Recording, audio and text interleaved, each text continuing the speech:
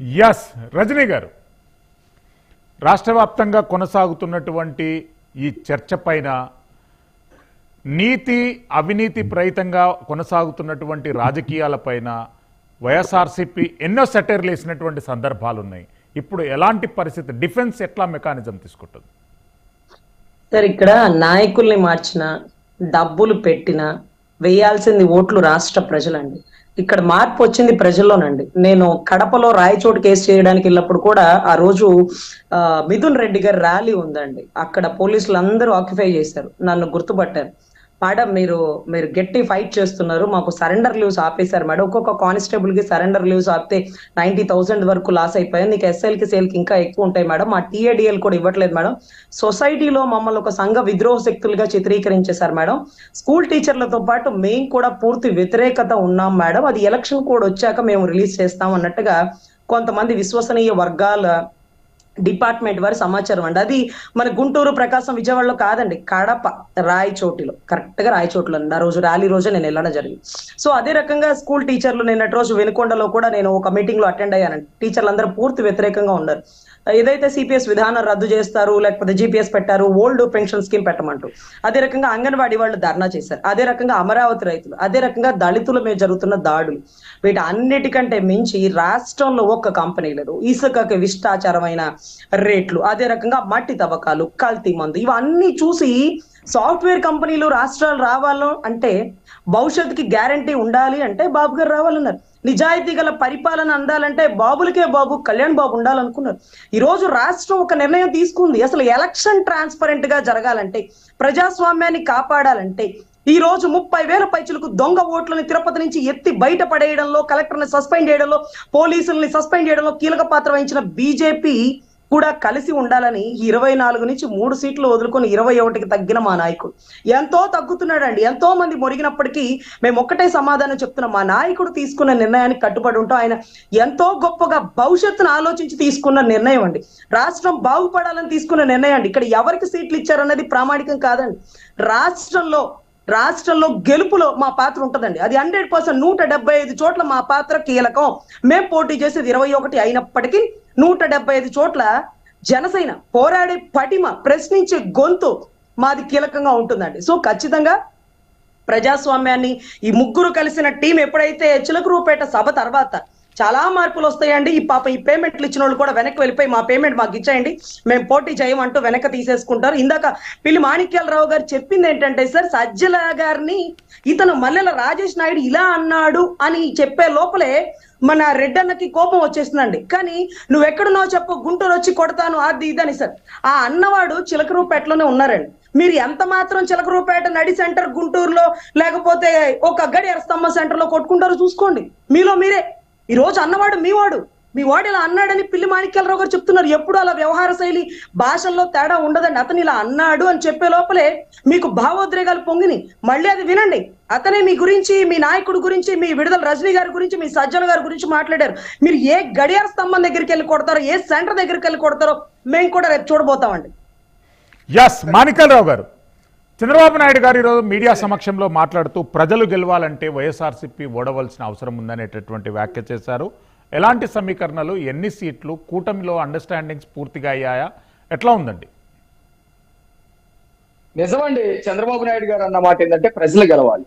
ఆంధ్రప్రదేశ్ లో ప్రజలందరూ బాధితులే.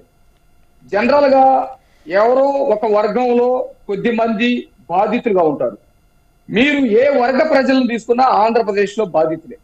ఎస్సీలను తీసుకున్నా బాధితులే. ఎస్టీలు, ముస్లింస్, మహిళలు, కూలి పని చేసుకున్నటువంటి వాళ్ళు, భూములు చిన్న చిన్న అసైన్డ్ భూములు చేసుకొని పండించుకుంటున్నటువంటి వాళ్ళు, టిడ్కో ఇంటికి సంబంధించినటువంటి వాళ్ళు, విద్యార్థులు, యువత, ప్రతి ఒక్కళ్ళు బాధితులే. ఈ బాధితులు రేపు పొద్దున జగన్మోహన్ రెడ్డికి ఓటేస్తారని ఎట్లా అనుకుంటారు? కానీ వీళ్ళు అనుకునేది ఏంటంటే, ఈ 5 సంవత్సరాల్లో చూశారు, ఒకళ్ళు భూమి లాక్కుంటారు, లాక్కున్న తర్వాత మా భూమి లాక్కున్నారండి, లాక్కునేటప్పుడు నేను ఎదిరిస్తే నన్ను కొట్టారండి అని మొదట వచ్చి ప్రెస్ ముందు చెప్తారు. తర్వాత రెండో రోజు వచ్చేసి నన్ను నేనే కొట్టుకున్నానండి, నన్ను ఎవరు కొట్టలేదని నేను చెప్తారు. లేదంటే మొత్తం వైసీపీ వాళ్ళు లాక్కొచ్చి కూర్చోబెట్టి మాట్లాడి కోకొల్లలో ఉన్నాయి అలాంటి సంఘటనలు.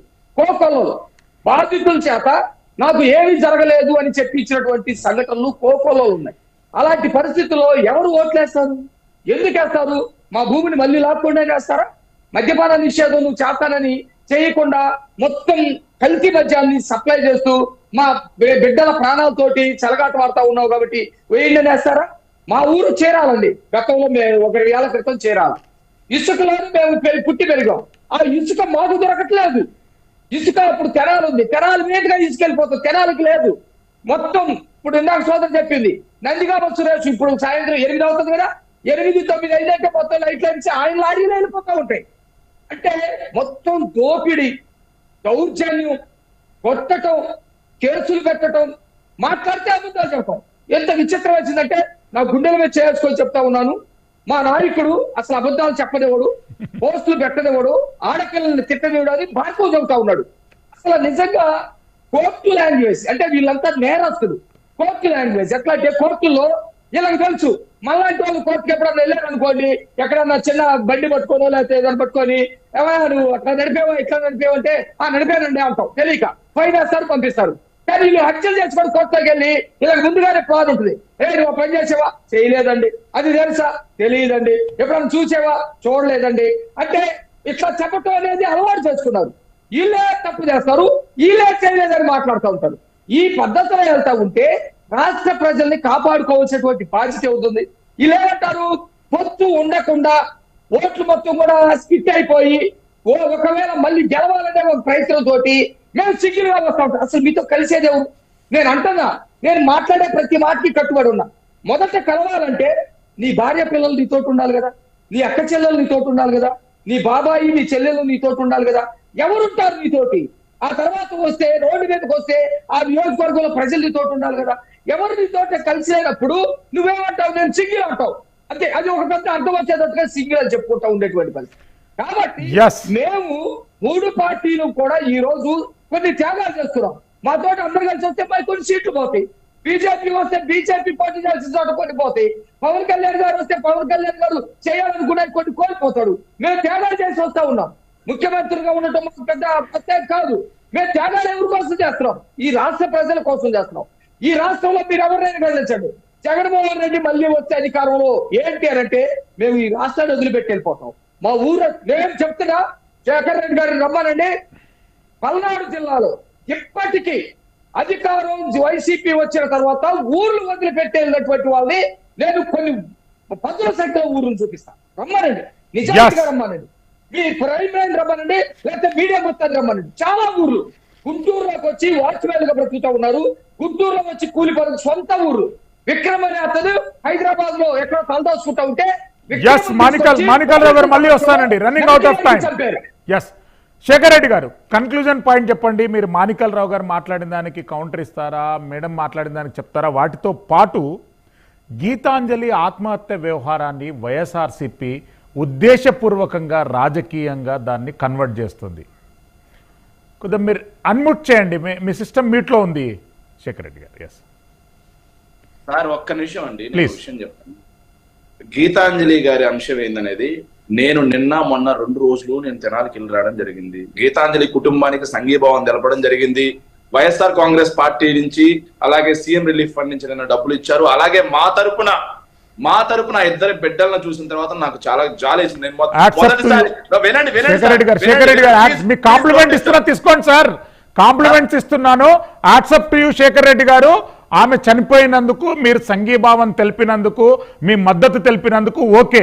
కానీ చనిపోయిన అంశాన్ని రాజకీయ రంగు పులుమొద్దు అని నా అభ్యర్థన. సార్ నన్ను మాట్లాడిస్తారా?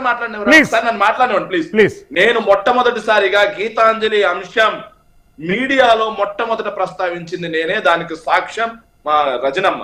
ఆ రజనమ్మ ఉన్న డిబేట్ లోనే నేను మాట్లాడాను. దానికి సాక్ష్యం రజనమ్మ. ఏంటంటే తెనాలి నుంచి నాకు న్యూస్ తెలిసిన తర్వాత నేను ఏది కూడా వేగ్గా ఆధారాలు లేకుండా నిరాధారంగా ఆరోపణ చేసి ఎవరి మీద బురద చల్లే రకం నేను కాదు. 4వ తారీఖు ఆ అమ్మాయికి ఇళ్ల పట్టా ఇవ్వడం జరిగింది. 4వ తారీఖు ఇళ్ల పట్టా ఇచ్చిన తర్వాత 5వ తారీఖుకి అది ఎవరో ఏదైతే యూట్యూబర్ ఎవరైతే ఉంటారో ఆ యూట్యూబర్ ఆ అమ్మాయిది వచ్చేసి ఏదైతే వీడియో తీసుకోవడం జరిగింది. ఆ అమ్మాయి మా పార్టీ కార్యకర్త కాదు, అట్లీస్ట్ మా పార్టీలో సోషల్ మీడియా వర్కర్ కూడా కాదు, మా పార్టీలో ప్రాథమిక సభ్యత్వం కూడా అమ్మాయికి లేదు. కావాలంటే తెనాలిలో వాళ్ళ ఇంటి చుట్టుపక్కల మొత్తం కూడా ఎంక్వైరీ చేసుకోండి మీరు. ఏ ఒక్కరైనా సరే ఆ అమ్మాయి మా పార్టీ కోసం పనిచేస్తుంది అని చెప్తే అప్పుడు మనం మాట్లాడదాం. అలా కాకుండా అది జరిగిన తర్వాత ఆ అమ్మాయి ఏదో సంతోషంలో ఇళ్ల పట్టా వచ్చింది నాకు అని చెప్పిన సంతోషంలో చెప్తే ఆ అమ్మాయికి కాల్స్ చేసి అర్ధరాత్రి 3 గంటలప్పుడు కూడా అండి మొత్తం పోలీసులకి హ్యాండ్ ఓవర్ చేయడం జరిగింది. పోలీసులు మొత్తం అమ్మాయి కాల్ డీటెయిల్స్ కూడా మొత్తం తీసుకొస్తున్నారు. ఖచ్చితంగా చట్టరీత్యా చర్యలు ఉంటాయి. జరిగిన తర్వాత దాన్ని మొత్తం ఆధారాలు ఉన్నాయి. టీడీపీ పార్టీకి చెందిన అజయ్ సజ్జా లేకపోతే ఇంకొకరు యశ్ అని వీళ్ళందరూ చేసిన కామెంట్లు అన్ని ఆధారాలు నీట్ గా స్క్రీన్ షాట్స్ కనిపిస్తుంటే సారీ చెప్పాల్సినటువంటి బాధ్యత తెలుగుదేశం పార్టీ వాళ్ళ మీద ఉందా లేదా? మా పార్టీ వాళ్ళ వల్ల తప్పు జరుగుంటే మమ్మల్ని క్షమించండి, ఆ బిడ్డలకు మేము అండగా ఉంటాం నిలబడతామని చెప్పి చెప్పాల్సిన మానవతా దృక్పథంతో తెలుగుదేశం పార్టీకి ఉందా లేదా? లేకపోగా తిరిగి ఆ అమ్మాయి మరణాన్ని కూడా చూడండి సార్. నిజంగా ఎంత దౌర్భాగ్యం అంటే ప్రజలు గమనిస్తున్నారు సార్, మహిళలు గమనిస్తున్నారు. అక్కడ ఒక లేడీ అడ్వకేట్ గా ఉన్నటువంటి రజనీ గారు కూడా దీనికి సమాధానం చెప్పాలి. వాళ్ళ అఫీషియల్ హ్యాండిల్స్ అండి, టీడీపీ పార్టీ అఫీషియల్ హ్యాండిల్ ఏం రాశారంటే ఆమె మరణం వెనకున్న 2 వ్యక్తులు ఎవరు, సజ్జల భార్గవ్కి ఆమెకి ఏంటి సంబంధం? ఏం సంబంధం సార్ సజ్జల భార్గవ్ రెడ్డి గారికి ఆ అమ్మాయికి ఏం సంబంధం సార్? చనిపోయినా సరే ఒక థ్యాంక్ యూ శేఖర్ రెడ్డి గారు, థ్యాంక్ యూ రజనీ గారు, మాణిక్యాలరావు గారికి కూడా ధన్యవాదాలు తెలియజేస్తున్నాం. ఏది ఏమైనా కానీ చిలకలూరిపేట వేదికగా బయటపడ్డటువంటి అధికార పార్టీ